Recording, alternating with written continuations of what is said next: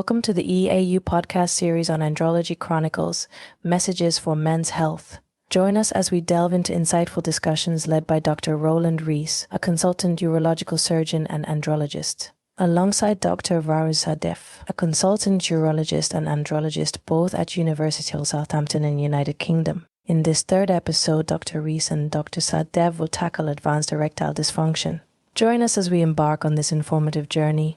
Welcome to the third Andrology podcast. I'm Sahdev, a consultant andrologist from Southampton in the UK, and I'm here with Mr. Roland Rees, my colleague who's also an andrologist. We're going to be talking about erectile dysfunction and how to best investigate this as well as treat it. So, Roland, when would you actually investigate patients with ED and how would you approach it? Okay, hi Baron. Going back to the start, I think the basic investigation of erectile dysfunction patients are obviously based, in primary care. So they would check their glucose to make sure they're not newly presenting diabetics, testosterone level. There's a potentially lipid levels as well, and those are the very basics. But I think today we're talking a little bit more about the sort of more severe end of the scale, aren't we? As urologists, as andrologists, we don't often see those patients at the beginning of the pathway. And we're seeing patients who've failed pills and are coming to the andrology clinic for further. And there will be patients who are demanding or asking for loads of tests. The reality is that, we have a certain number of treatment options. And very often we don't need a load of test results to be able to determine what next. In other words, it doesn't necessarily change our management. There are exceptions. So again, with severe ED, certainly primary erectile dysfunction. So a man who has never, ever had an erection ever since puberty, or very young patients who have had a history of trauma, the pelvis or the perineum, where there is a very clear vascular issue. Penile deformities. So if you've got an association with Peyronie's disease, or again, post-trauma, you may benefit from an MRI to assess the degree of scarring.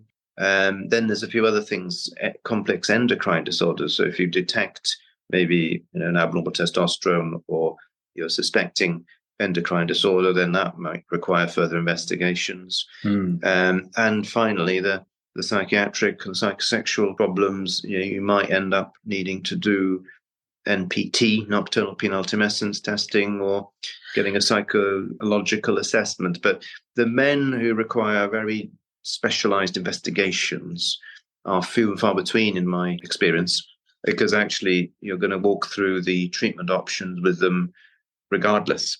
There are a few things that take you off on a tangent. For instance, if they've got cardiovascular disease, then you may need to assess that further according to the Princeton guidelines. Is it stable cardiac disease or is it unstable? In which case you don't treat those, you send them off to the cardiologist, etc. So really it's a selective thing. Yes, absolutely. So tailored really. Choosing very much. It's not a specific. We don't routinely image everybody with ED because it doesn't really change what we do. Yeah, absolutely. So moving on then to treatment options. So these sort of group of patients that have been referred to us from the GP, they've had all the basics done. They really want to see you, about the different options that are available to them, having already exhausted the, say, PD5 inhibitors. Of course. So the men, devices. Yes, so the guys who come to the hospital, secondary care, are often, they've failed on medication, Viagra, Cialis, etc. And their primary care doctor may not know where to take things next. So generally, we in the hospital, we talk about secondary options, second line options, and third line options. Or maybe we should call them all second line options together. But essentially, we talk about the vacuum device, vacuum erection device with rings. We may talk about intracavernosal injection therapy. We may even talk about prostaglandin suppositories down the urethra, Muse, or prostaglandin gels, though in my experience the prostaglandin gel especially is not particularly effective, particularly if the pills are not working any longer. And then at the end of that list, I introduced the concept of an implant, because I think it's important for these men. They've lost hope. They think, oh, blimey, pills aren't working. now it's serious. I've got to go into the hospital and talk about these options. But it's good to give them hope and basically tell them that one of these options will sort their problem out, whatever it is. So that's interesting. So you would actually discuss the sort of landscape and the different treatments at the outset. Yeah. Because the more traditional thinking was that penile prosthesis is a kind of end-stage treatment. Yeah. Would you agree with that, or do you think things have changed? Yeah, I think that is a paradigm that is changing. I think I like to describe it as a menu, and I say to them, this is the full, I'm going to tell you what the full menu has on it. Yes.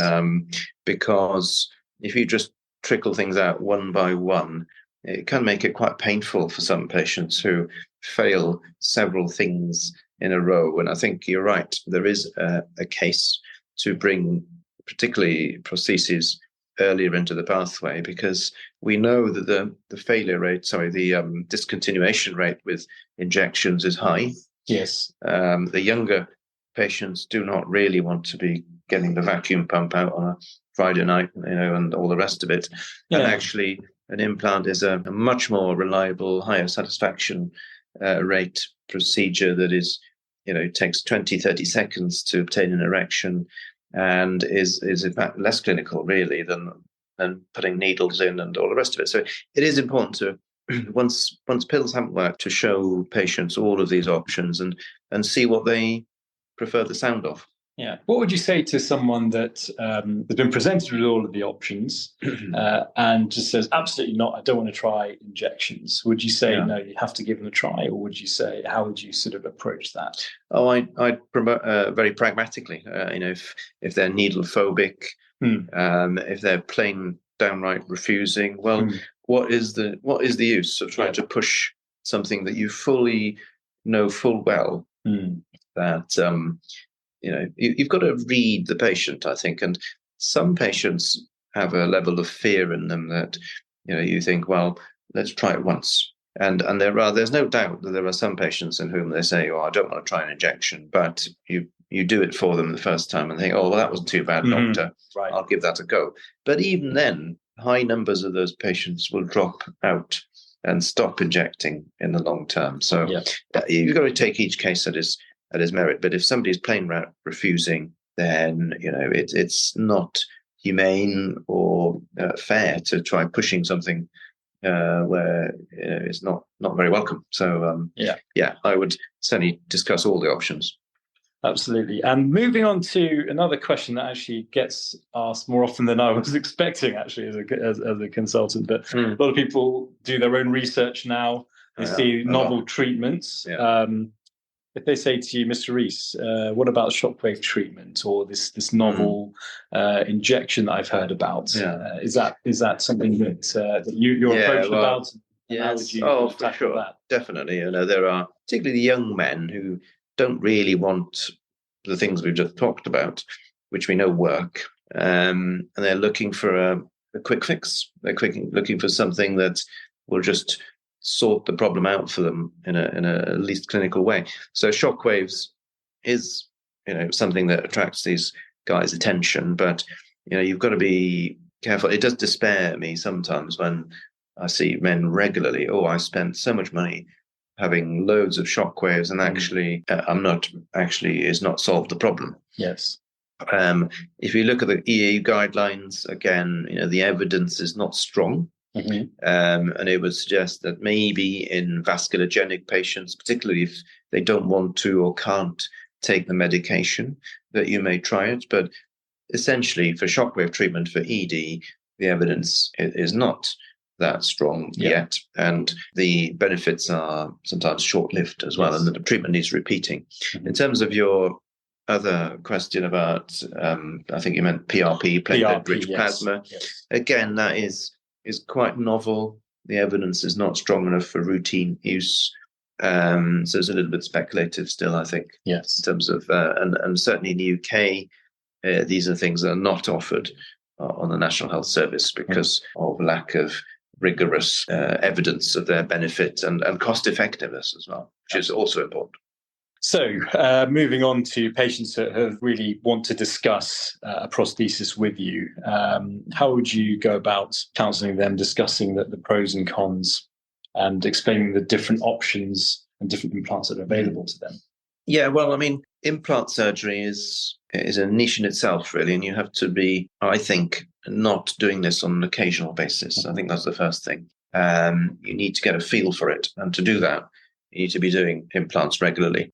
And one of the aspects is patient selection. The more experienced you are at this, the more likely you are to be able to select patients well, or indeed to deselect them, to spot patients who will not do well with an implant. So the three things I teach my trainees, even before going into the operating theatre, is patient selection, managing expectations, and then finally the consent and the counselling, which is often done nowadays by a nurse specialist. So we as surgeons may select the patients.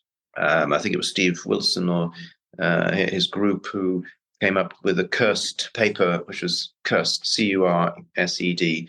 And I won't reel off each letter for you, but essentially there are features of patients who you should not operate on. You should not operate on patients you've never met. You should not operate on compulsive, I think it's C, patients who will shop around for surgeons and who have unrealistic expectations, particularly around penile length. Mm-hmm. The penile length brigade, are a bunch of patients to be really aware of, particularly Peyronie's disease, but with implants, they expect or want miracles. And, this procedure and us as andrologists will not be able to perform miracles, but we will be able to restore their erectile capacity. So that's number one. Making sure that the patients are motivated, they're realistic. Ideally, their partner, if there was a partner, is also on board. And then you go into demonstrating, and that's where the counselling comes in. And I often, as I say, use a specialist who will sit down with half an hour and say, this is what the implant will do, this is what it won't do, and highlight things such as the glands droop issue and the length issue. So selection, case selection is the absolute key, I think. Absolutely. So the value really of having a specialist nurse as almost as a safety net, and just to go through things in detail, take that time to discuss all of the potential complications, make sure that these men are realistic about their expectations. Absolutely, yeah. And overall, would you say, is this a procedure, so coming penile prosthesis is a successful procedure? Yes, I think you have to say that if you do your homework well and you've selected your patients and you do a good operation, that you will get good outcomes. Clearly not 100%, but if you look at satisfaction rates in most of the large series of high volume surgeons doing penile implant surgery, you're getting satisfaction rates of 80 to 90%. With mechanical devices, and the same is true for the artificial sphincter as well, really, you've got to explain to patients that this is a mechanical device. It's not necessarily, if they're going to live a long time, it's not, a job for life. It's not. They may need to have a revision. The mechanical device, a bit like a motor car, it will need some revision or work done, replacement even, every so often, and with an average duration or life expectancy of around 8 to 10 years. So you've got to explain that to them. Again, you're managing their expectations, really.